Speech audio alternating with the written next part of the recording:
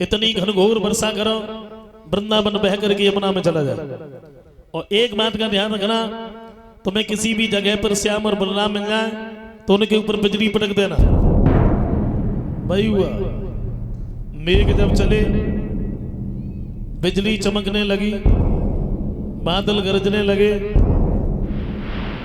पानी भी बरसने लगा। हुआ क्या?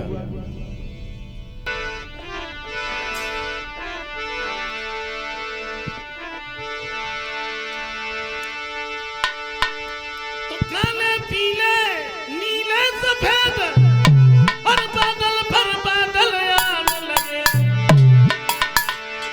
टूटने लगी बिजली ब्रज पे उनका सब बना सन्ना।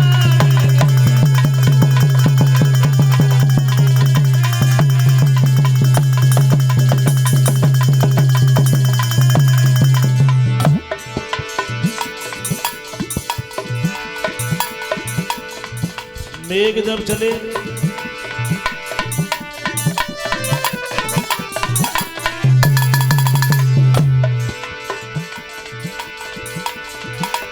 हुआ क्या?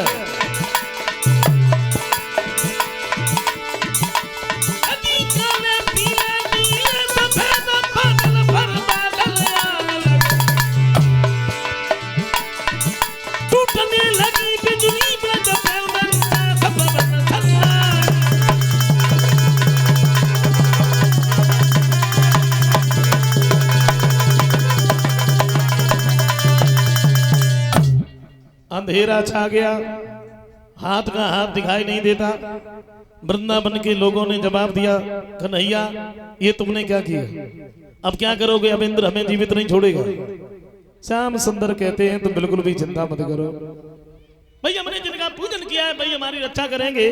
कन्हैया ने एक ही हाथ से गोवर्धन को उठा लिया और हाथ की सबसे छोटी वाली उंगली पर धारण कर लिया। बोले वृंदावन के लोगों अब खड़े खड़े क्या देख रहे, आ जाइए ना। तो बोले लो नीचे आए जाओ और गिरपति में माटी खिलाते हैं, ये देखो आप छत्र बन के नीचे हमें बुलाते हैं।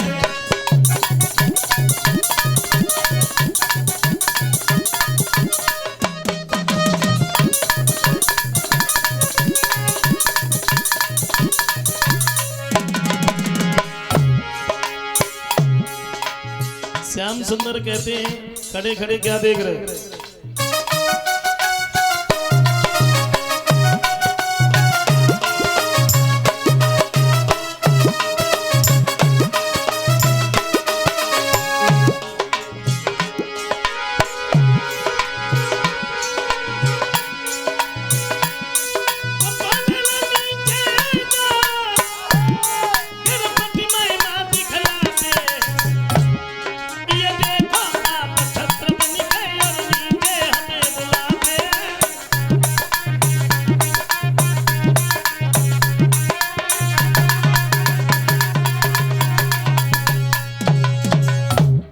आ जाइए गोवर्धन के नीचे। वृंदावन के जितने भी लोग हैं गोवर्धन के नीचे पहुंचे हैं। अच्छा बरसात हो रही है, गोवर्धन में भी ये करामात बन गई। क्या गिरे इतना ज्यादा गर्म हुआ जो बूंद भी नहीं ठहराती है, हर धार भाप बन जाती है, नभ मंडल उड़ जाती है। गोवर्धन में भी ये करामात बन गई, जो भी बूंद आती है वो जल जाती है, भाप बन करके उड़ जाती है। बरसात हो रही है, कन्हैया गोवर्धन साधे हैं। अच्छा श्याम सुंदर गोवर्धन साधे हैं तो यशोदा मैया बोली देखो हमारे लाला अकेले ही गोवर्धन साधे हैं। सब लोग बड़े आराम से खड़े, कहा कि इतनी हिम्मत ना पड़ रही जो गोवर्धन में हाथ लगा ले, और ज्यादा ना है तो थोड़ा तो सारू मिल ही गए। और जैसे ही सब लोगों ने सुनी सुखा ने मथनिया लगाई, कौन वैसे ही हाथ लगाओ। और दामा कन्हैया के नजदीक ही खड़ो रहे, सुबह ने लाठी लगाई और वो श्याम पे दौड़ पर बोले अब तू छोड़ दे, अब तो हम साधे रहे। और दामा बड़ी तेजी से लाठी लगाए। बाई जगह पर राधा और ललिता आई। ललिता ने देखो सही की बात कही, काय लली राधा? हाँ बोले हमें तो जब मालूम पड़ रही है कन्हैया जो माखन छीन छीन के खाते रहो, बस भाई आज काम आ रही।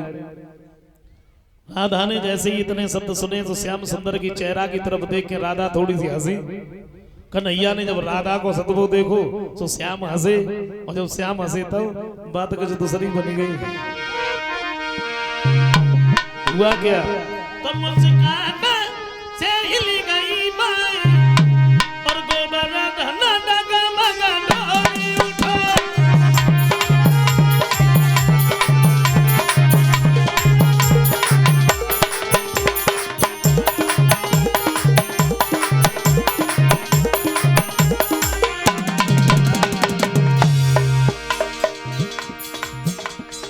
श्याम सुंदर जब हंसे तब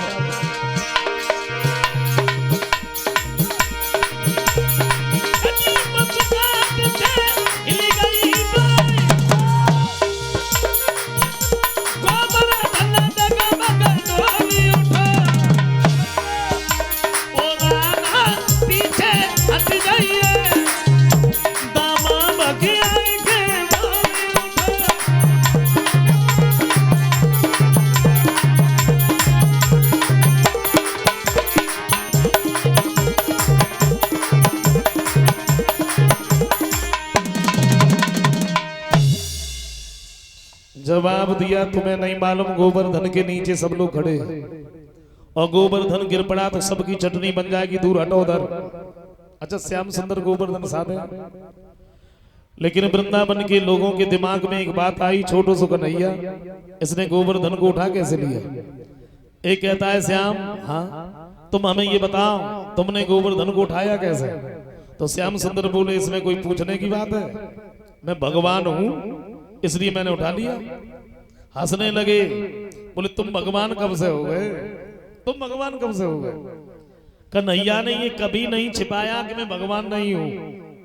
50 बार अपने मुख से कहा है कि मैं भगवान हूं। श्याम सुंदर ने कभी छिपाया नहीं और प्रभु राम ने कभी बताया नहीं कि मैं भगवान हूं। कलश वाली कन्या खड़ी हो जाओ। बोले तुम्हें बताना पड़ेगा तुमने गोवर्धन को उठाया कैसे? तो श्याम ने सोचा, अगर मैं ये कह रहा हूं कि मैं भगवान हूं तो ये मानने को तैयार तो है नहीं। तो कन्हैया ने एक बात कही, देखो मैं बताऊं, कछु माखन को बलो बड़ो कछु गोपन करी सहाय।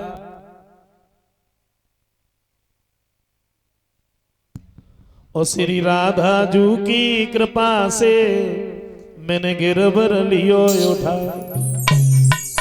एक बात कही, देखो घर घर की माखन खाते रहे वो शक्ति है हमारे शरीर में, और इतनी सारी छड़ी लगी है उससे सारा मिल रहा है। और बताएं सबसे बड़ी बात क्या है? सबसे बड़ी बात तो ये है, हम गोवर्धन उठाए और तुम सब लोग टकटकी लगा के हमारे चेहरा की तरफ देख रहे हो। तुम्हारे अंदर की जो शक्तियां हैं वो मेरे अंदर आ रही, इसलिए गोवर्धन उठाए। और तो कोई नहीं बोला। मनसुखा जो रहे दामा के नजदीक ही खड़ो रहे, सब वो धीरे से बोलो, अरे दामा। बोले हाँ।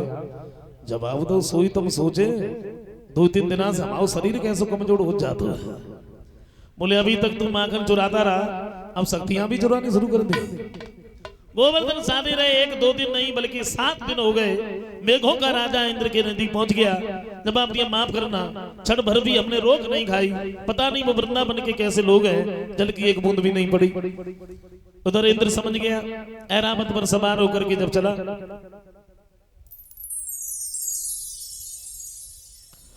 इधर बरसात कुछ थमी है तो कन्हैया ने गोवर्धन को नीचे रखा है। हुआ क्या? तब तक इंद्र सामने पहुंच गया।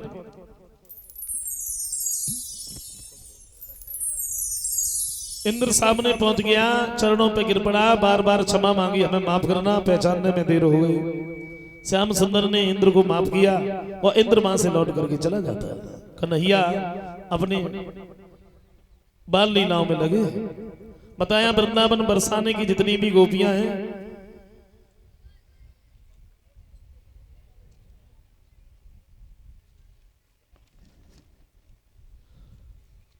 ये श्याम सुंदर को बहुत चाहती हैं, हमेशा यही सोचा करती हैं कि कन्हैया हमारे नजदीकी बने रहे। लेकिन ये स्नान करने के लिए जाती हैं तो नग्न होकर के स्नान करती हैं। श्याम ने सोचा हमें बताना चाहिए, नग्न होकर के स्नान नहीं किया जाता। पहले तो श्याम ने समझाया लेकिन ये नहीं मानी।